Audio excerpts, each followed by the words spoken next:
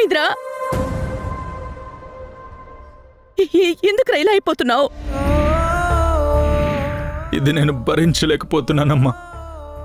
ఇక నా వల్ల కావడం లేదు. నిన్నటి వరకు తను నన్ను దారుణంగా మోసం చేస్తుందని తెలిసినా కూడా వదులుకోలేకపోయానమ్మా. నా వల్ల కాలేదు.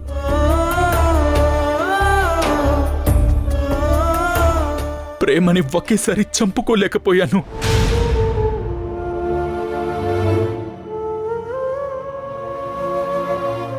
అది సుఖంగా ఉండకూడదు, అది బయటికి వెళ్ళకూడదు అని వంకలు వెతుక్కున్నాను.